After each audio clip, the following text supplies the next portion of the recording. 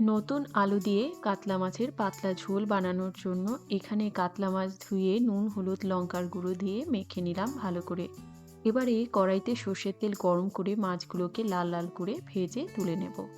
মাছ ভাজার পর এই তেলে আরও একটু তেল অ্যাড করে এর মধ্যে আলুগুলোকে দিয়ে লাল লাল করে নুন হলুদ দিয়ে ভেজে তুলে নেব।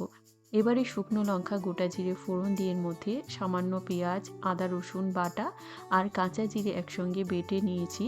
এবারে এর মধ্যে হলুদের গুঁড়ো চিরা কাঁচা লঙ্কা টমেটো কুচি সামান্য লঙ্কার গুঁড়ো দিয়ে ভালো করে কষিয়ে নিতে হবে। যখন মশলা দিয়ে তেল ছাড়বে তখন ভাজা আলুগুলোকে দিয়ে ভালো করে নাড়াচাড়া করে দিয়ে দিতে হবে জল। ঝোলটা যখন ফুটে উঠবে তখন এর মধ্যে দিয়ে দিতে হবে ভাজা মাছগুলোকে দিয়ে একটু চাপা দিয়ে রাখবো। যখন আলুগুলো সেদ্ধ হয়ে আসবে তখন এর মধ্যে পরিমাণ মতো নুন গরম মশলার গুঁড়ো ধনেপাতা কুচি দিয়ে ঝোলটা আরেকটু শুকনো করে নামিয়ে গরম ভাতে পরিবেশন করব।